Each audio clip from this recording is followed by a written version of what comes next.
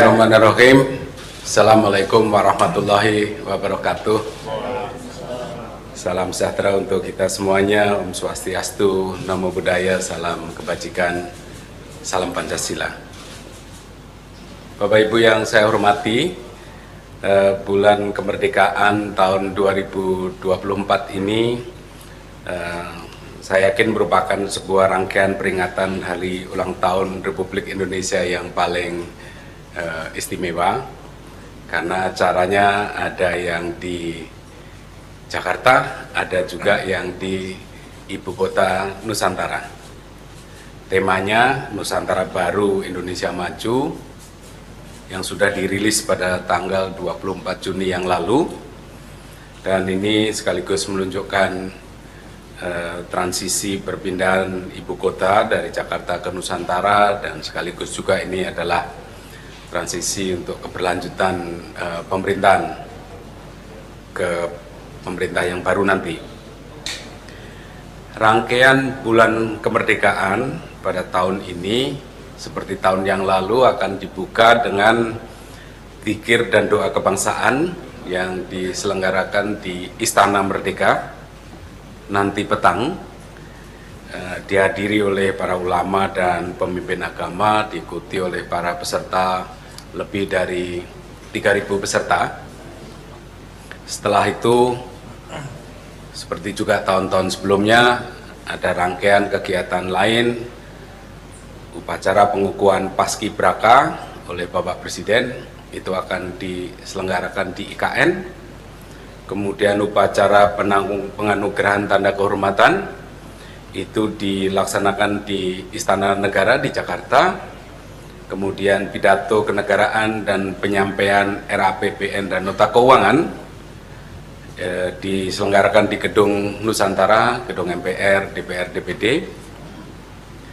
Kemudian yang istimewa, apel kehormatan dan renungan suci diselenggarakan di dua tempat, yaitu di Taman Makam Pahlawan Kalibata dipimpin oleh Bapak Wakil Presiden, kemudian di Taman Kusuma Bangsa di Ibu Kota Negara, di IKN, Ibu Kota Negara Nusantara, dipimpin oleh Bapak Presiden. Itu diselenggarakan dini hari tanggal pukul 00, tanggal 17 Agustus. Kemudian paginya upacara detik-detik proklamasi kemerdekaan Republik Indonesia. Waktunya, waktu detik-detik proklamasi itu mengikuti waktu Indonesia Barat. Nah, upacaranya, tata upacara militer itu dilaksanakan di IKN dengan Inspektur Upacara Bapak Presiden. Sedangkan acara upacara di halaman Istana Merdeka Jakarta itu mengikuti tata upacara militer di IKN. Kemudian upacara penurunan bendera Sang Merah Putih juga diselenggarakan di dua tempat, baik di IKN maupun di halaman Istana Merdeka Jakarta. Itu agenda pokoknya. Selain agenda-agenda pokok tersebut, ada juga yang menarik, ada prosesi kirap pengiriman duplikat bendera pusaka Sang Merah Putih dan naskah proklamasi dari Monas ke IKN. Kemudian juga ada pameran bersama arsip kepresidenan. Judulnya aja sangat menarik, Mari Kemari ke Nusantara. Jadi diselenggarakan di Galeri Emilia Sunasa Taman Ismail Marzuki mulai tanggal 8 sampai tanggal 20 Agustus tahun 2024, yang memamerkan arsip dan memorabilia terkait ibu kota negara. Bahwa kita punya sejarah panjang mengenai ibu kota negara, mulai dari era sebelum kemerdekaan, Indonesia merdeka, era di Presiden Soekarno, Presiden Soeharto, karena kita juga pernah mengalami pindah kota hingga era nantinya di ibu kota Nusantara.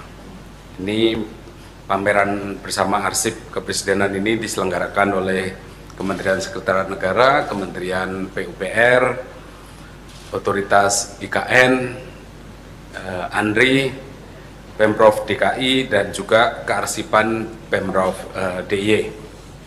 Nah itu mari kita meriahkan bulan kemerdekaan ini. Kami mengajak Bapak Ibu masyarakat Indonesia di seluruh wilayah Indonesia, Bapak Ibu pimpinan organisasi pemerintahan, organisasi sosial keagamaan, dan juga para pelaku swasta, serta juga KBRI dan kantor perwakilan Indonesia di luar negeri untuk memeriahkan bulan kemerdekaan ini dengan berbagai kegiatan yang positif dan menggembirakan. Syahdu, khidmat, tetapi juga meriah. Dan mohon mulai hari ini, dan saya lihat sudah mulai, kita semua mengibarkan bendera merah putih selama 1 bulan penuh hingga tanggal 31 Agustus nanti, dan juga jangan lupa mempercantik bangunan, jalan-jalan, lingkungan dengan ornamen hari ulang tahun Republik Indonesia yang saya yakin Bapak Ibu semuanya sudah bisa memperoleh soft filenya di website dan media sosial Kementerian Sekretariat Negara. Nah, nanti perihal bagaimana kesiapan di IKN dan penyelenggaraan di sana yang juga pasti sangat menarik. Saya persilahkan nanti Bapak Menteri PUPR yang sekaligus PLT Kepala Otoritas IKN, juga Pak Kasetpres, Pak Wamen ATR yang sekaligus Wakil Kepala Otoritas IKN untuk menjelaskan lebih lanjut. Saya kira itu pengantar dari saya. Terima kasih. Wassalamualaikum warahmatullahi wabarakatuh. Saya persilahkan Pak Menteri PUPR. Terima kasih Pak Seknek, Pak Kasetpres, Pak Waka. Assalamualaikum warahmatullahi wabarakatuh.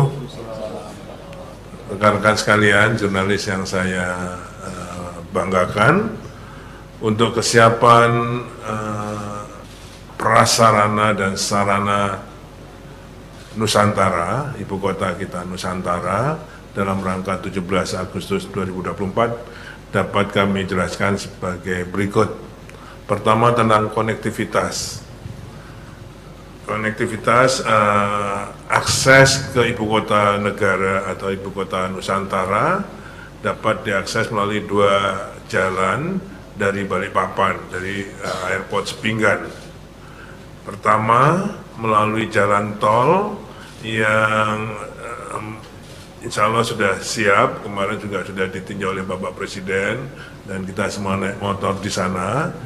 Itu sampai dengan Jembatan Pulau Balang, kemudian menuju ke IKN melalui jalan nasional. Panjangnya kalau melalui jalan tol ini 88 km, dapat ditempuh sekitar 90 menit. Ya. Kemudian alternatif kedua, menuju ke IKN dapat dilalui, ini semua melalui jalan tol Balikpapan Samarinda. Yang tadi alternatif pertama melalui exit kilometer 11 dari jalan tol Balikpapan Samarinda, kemudian menuju Pulau Balang dan Simpang Riko, kemudian ke IKN 88 km. Alternatif kedua masih dari jalan tol Balikpapan Samarinda, exit kilometer 38, kemudian melalui jalan nasional Samboja dengan waktu tempuh sekitar 150 menit, oke, hampir 2 jam. Itu yang akses menuju ke IKN, karena tamu dari Jakarta, mohon maaf karena bandara kita yang di IKN masih kurang 300 meter lagi untuk 2.200. Targetnya kami waktu itu 2.200 meter sampai dengan 17 Agustus. Tapi karena kondisi hujan waktu yang lalu, sekarang ini 24 jam kita kawal dengan TMC. Sehingga alhamdulillah kami 2 minggu di sana juga nggak hujan. Namun demikian sampai dengan tanggal 14 nanti kira-kira masih yang tadinya seharus 2.200 mungkin masih kurang 300 sehingga belum bisa didarati oleh pesawat, tapi dengan helikopter sudah bisa. Sehingga alternatifnya adalah dari Balikpapan ke IKN melalui 2 alternatif jalan tadi. Kalau jalan-jalan di kawasan kawasan inti di KIPP atau kawasan inti pusat pemerintahan tadi, tempat fokus penyelenggaraan upacara, kami sudah di sebagian jalan sudah 100% di aspal, kemudian yaitu di Sumbu Barat, Sumbu Timur, Grandi dan sebagainya. Ada tayangan tapi mohon maaf, sepanjang kira-kira 7 km itu sudah bisa dilalui untuk para tamu, termasuk untuk operasi autonomous rail transport ART. Itu nanti bisa dioperasikan di sana oleh Kementerian Perhubungan.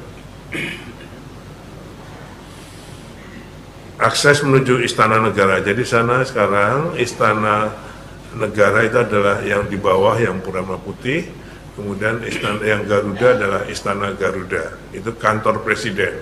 Kantor presiden diberi nama oleh Bapak Presiden Istana Negara, sedangkan Istana Presiden namanya adalah Istana Negara. Istana Garuda dan Istana Negara. Istana Garuda itu ada kantor presiden di belakang yang Garuda, dan Istana Presiden itu namanya sekarang Istana Negara. Dapat dicapai melalui Sumbu Barat dan Sumbu Timur, melalui gerbang istana. Semuanya sudah bisa terjangkau. Kemudian yang kedua tentang Istana Negara dan Istana Garuda. Istana Negara, lapangan upacara serta podium dapat digunakan untuk mendukung kegiatan upacara 17 Agustus. Sekarang sudah mulai dipersiapkan tenda-tenda podium untuk upacara nantinya. Semua menurut kami untuk prasarananya di Istana Negara sudah siap, sekarang sedang lengkapi dengan loose furniture, meja, lukisan, lampu-lampu yang memang ditangani langsung oleh Kemenseknek. Kami melakukan furniture yang fix, tapi kalau yang loose furniture lepas itu oleh Kemenseknek. Sekarang dalam tahap pengisian dan pemasangan. Mudah-mudahan nanti pada tanggal sebelum 17 Agustus sudah lengkap semua. Di Istana Garuda progresnya sudah 99%, sama dengan Istana Negara tadi. Sekarang dalam rangka kelengkapan pemasangan loose furniture yang sudah barangnya semua sudah ada di Istana di IKN. Kantor Kementerian Koordinator, jadi di sana ada 4 Kemenko, kantor Kemenko. Masing-masing Kemenko ada 4 tower. Jadi ada 16 tower di sana nanti. Sekarang progresnya lebih dari 80%. Kementerian Koordinator pertama A1 akan dimanfaatkan dan selesai 1 tower. Kementerian Koordinator 2 selesai 1 tower dalam rangka 17 ya. Ini semua akan selesai pada akhir 2024 ini. Semua akan siap sampai September nanti. Koordinator 3 ada 2 tower yang akan selesai sebelum 17 ini, dan koordinator 3 tower. Masing-masing tower yang berfungsi tadi semua ada 2-3 lantai untuk menampung ASN dan petugas upacara. Jadi ada Kemenko 1, 2, 3, 4. Masing-masing 4 tower. Untuk 17 Agustusan, Menko 1 tower akan difungsikan. Kemenko 2 1 tower difungsikan, Kemenko 3 2 tower difungsikan, dan Kemenko 4 3 tower difungsikan. Total 7 tower, Pak. Ya, dengan total jadi 7 tower akan berfungsi itu di sekitar lapangan upacara di Sumbu Kebangsaan. Jadi sudah insya Allah semua sudah disiapkan dengan listrik, air, tambahan toilet semua sesuai dengan peserta upacara yang sudah disiapkan, yang sudah dirancang oleh Kemensesnek. Jadi semua kita fungsikan sebagai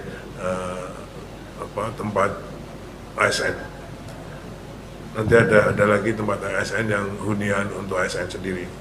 Kemudian untuk penataan kawasan, Plaza Seremoni, jadi di depan kantor-kantor Kemenko, itu namanya Plaza Seremoni, akan difungsikan untuk ceremonial lawn, jadi untuk perayaan juga. Jadi crowd masyarakat yang akan ada di sana juga kita tempatkan di situ.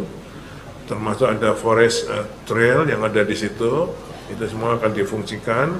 Toilet-toilet umum, galeri, UMKM akan kita siapkan sebagai kemeriahan 17 Agustusan di situ, yang semuanya dapat menampung 4.000 orang, undangan dan panitia pendukung. Jadi di Plaza Seremoni akan ada keramaian. Bapak Presiden minta ada kesenian-kesenian juga di situ, kesenian untuk bisa memeriahkan 17 Agustusan ini. Yang akan kita tempatkan di Plaza Seremoni dengan daya tampung 4.000 orang. Sedangkan di tempat yang lain, di Beranda Nusantara, yang antara lain adalah Taman Kusuma Bangsa, yang tadi disebutkan oleh Pak Seknek, untuk upacara pertama kali Rundungan Suci tanggal 17 dini hari nanti. Di sana ada gedung termasuk dengan di Beranda Nusantara tersebut. Kemudian untuk perumahan kesiapannya, hunian ASN akan selesai 100%, minimal 8 tower. Kita targetkan 14 tower, tapi yang kami laporkan pada hari ini yang sudah siap 8 tower. Tapi nanti pada saat 17 Agustusan sudah siap 14 tower, furnished, air, listrik sudah siap semua. Masing-masing terdiri dari 60 hunian, masing-masing hunian ada 3 kamar. Jadi satu tower terdiri dari 60 unit, masing-masing 98 meter persegi dengan 3 kamar. Jadi bisa kita hitung nanti pesertanya. Kemudian rumah jabatan menteri akan berfungsi sekurang-kurangnya 14 unit dari 34 yang kita bangun. Sudah masing-masing juga sudah lengkap dengan mebelernya. Ini semua akan diatur pemanfaatannya oleh Seknek. Ya.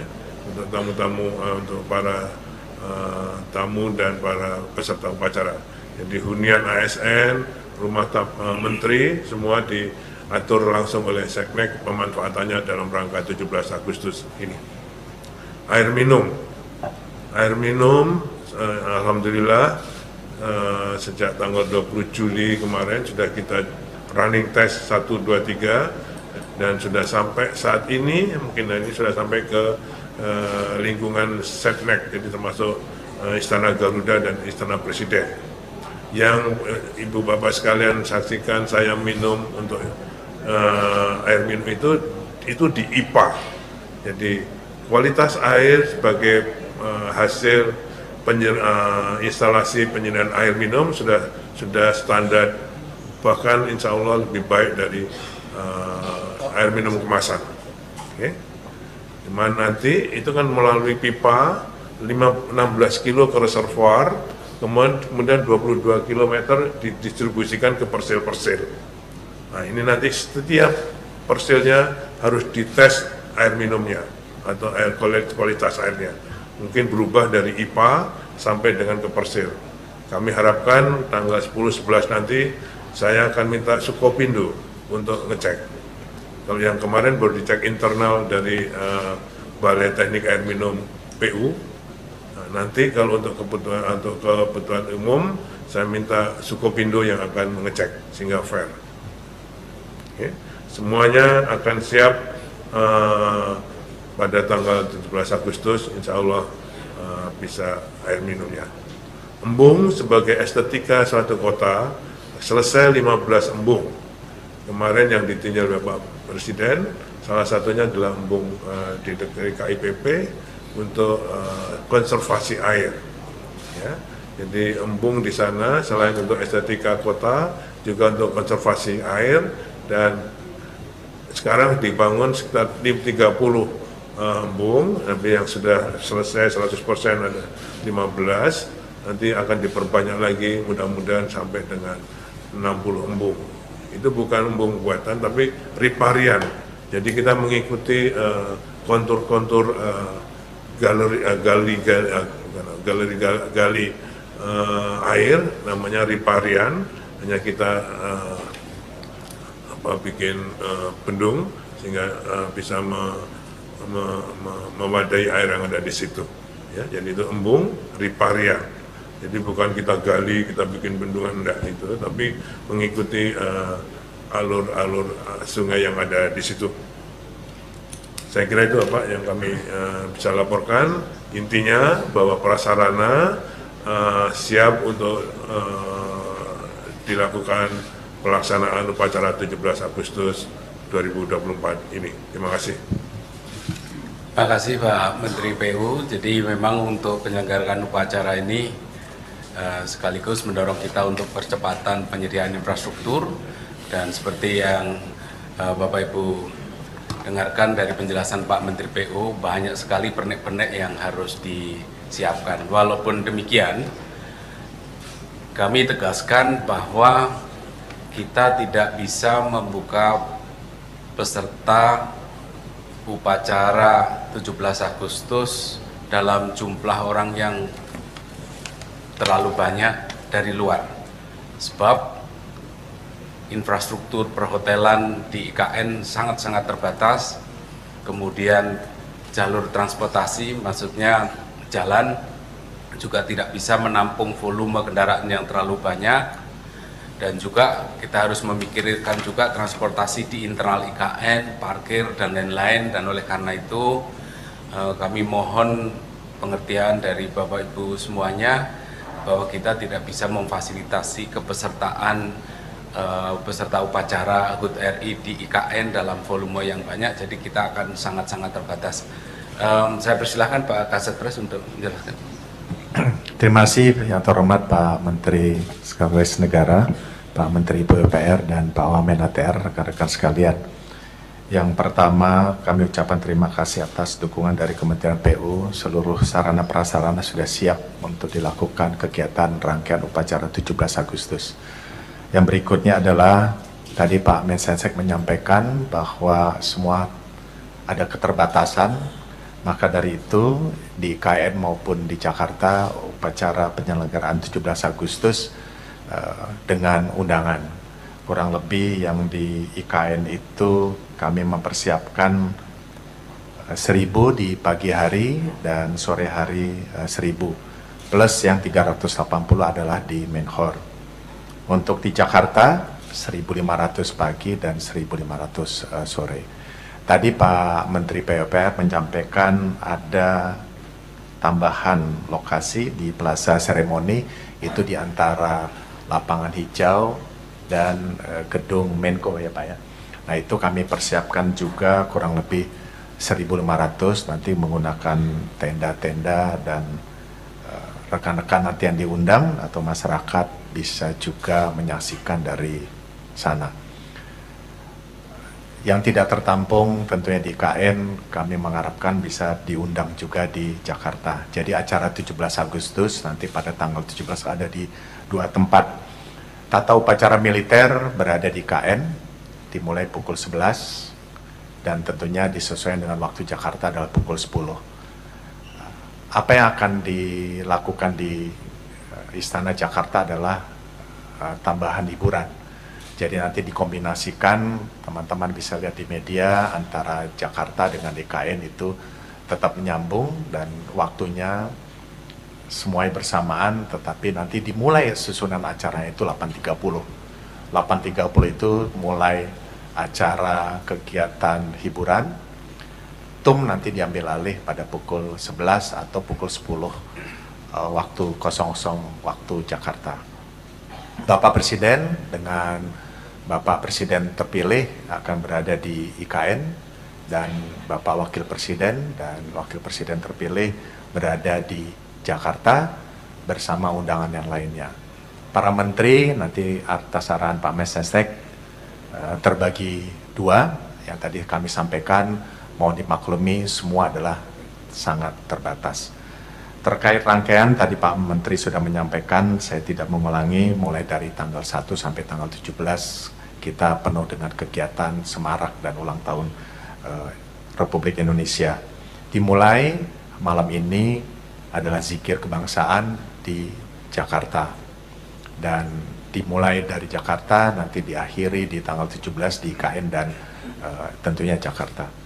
Tadi rangkaian sudah disampaikan, nanti kalau ada pertanyaan kami akan menjawabnya. Kami kembalikan ke Pak Menteri.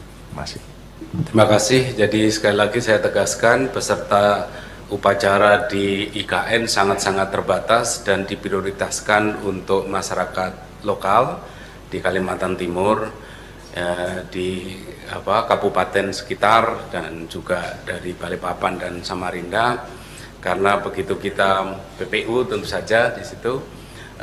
Karena kalau pesertanya jauh dari luar itu artinya butuh transportasi, butuh akomodasi dan seterusnya, baik transportasi antar kota, transportasi di internal Kalimantan Timur dan semuanya itu dengan segala keterbatasan. Jadi kami mohon dengan maaf sebesar-besarnya Bapak Ibu yang berminat untuk ke IKN ini harus menahan diri tahun depan saja gitu, karena ini akan sangat-sangat terbatas dan kita mayoritas peserta upacara yang jumlahnya kelihatan cukup besar itu mayoritas adalah masyarakat lokal karena sekali lagi infrastruktur yang sangat terbatas. Pak Wamen, barangkali ada tambahan? Cukup, terima kasih. Kalau gitu ada pertanyaan barangkali, silakan.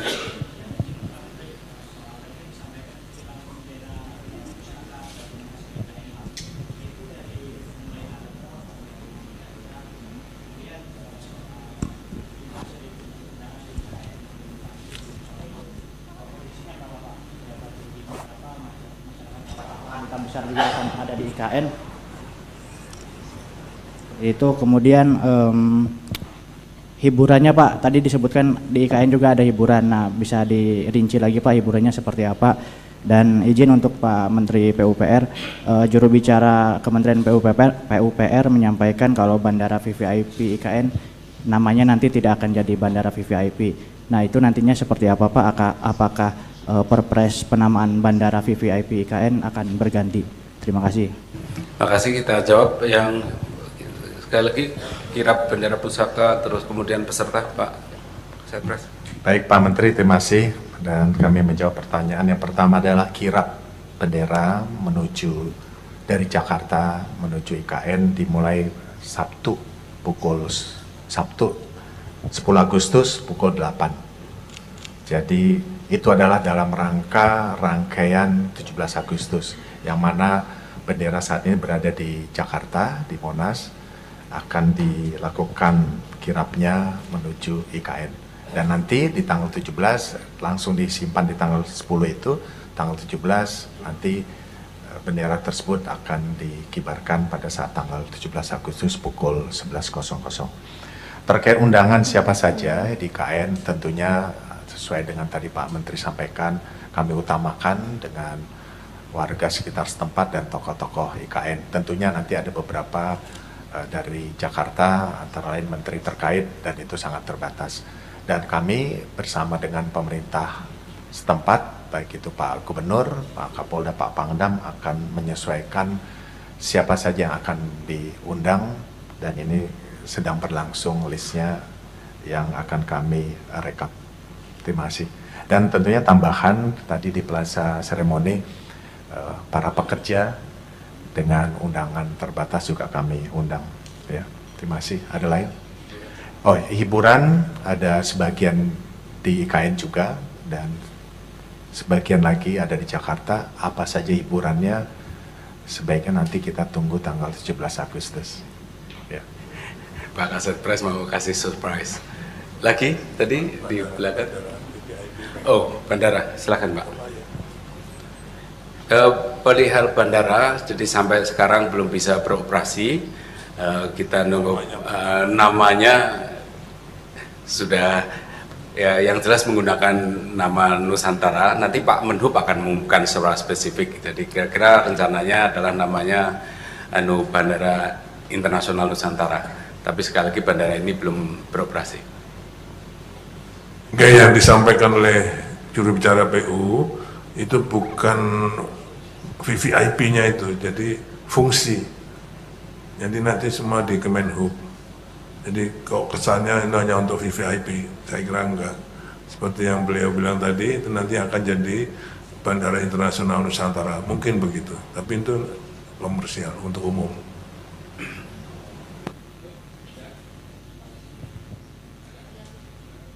Pak, izin bertanya, pertama terkait dengan pendaftaran untuk peserta upacara baik yang di Jakarta maupun yang di IKN, apakah dibuka untuk masyarakat umum seperti tahun-tahun sebelumnya? Kalau misalnya iya, nanti apakah pendaftarannya online seperti biasa atau bagaimana dan tanggal berapa gitu masyarakat mulai mendaftar?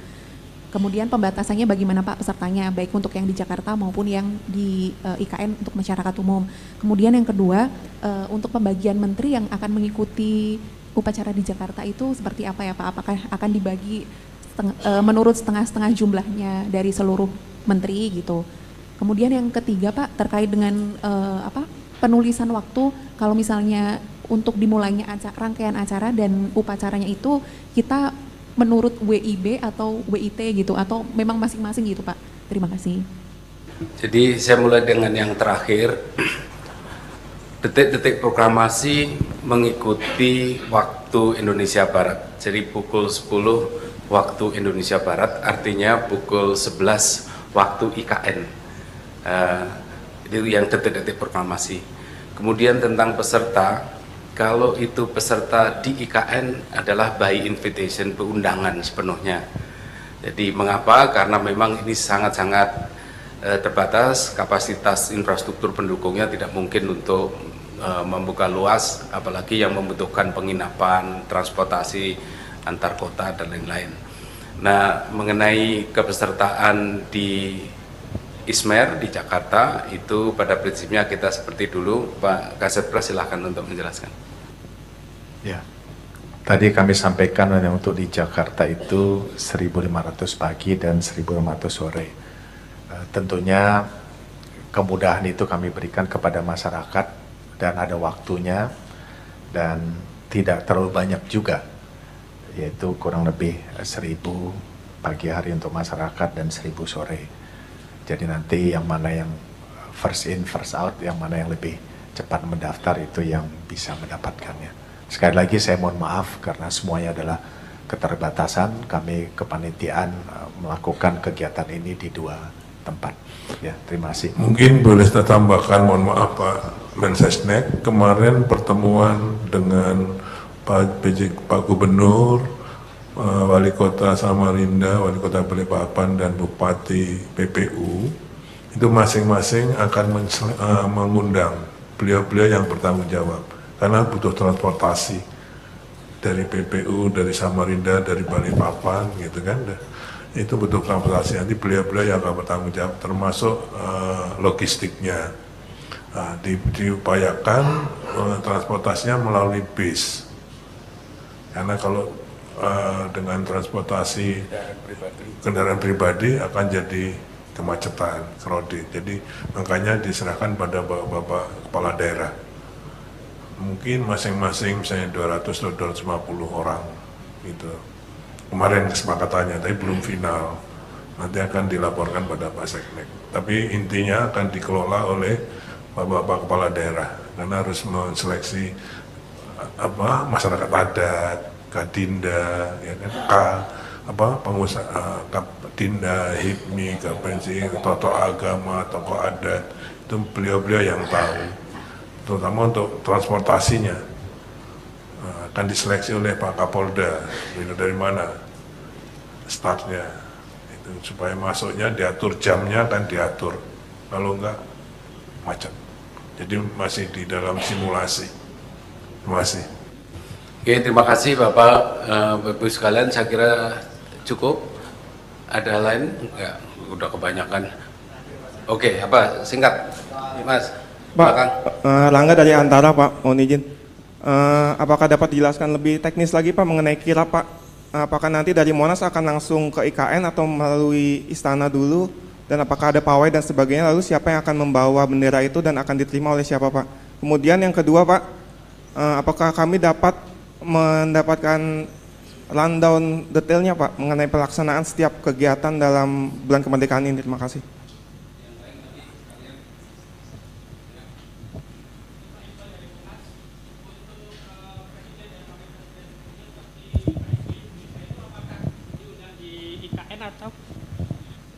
Untuk presiden dan wakil presiden sebelumnya seperti Pak SBY, Bu Mega maupun Pak JK itu nanti apakah diundang upacara di IKN atau di Ismer, Pak?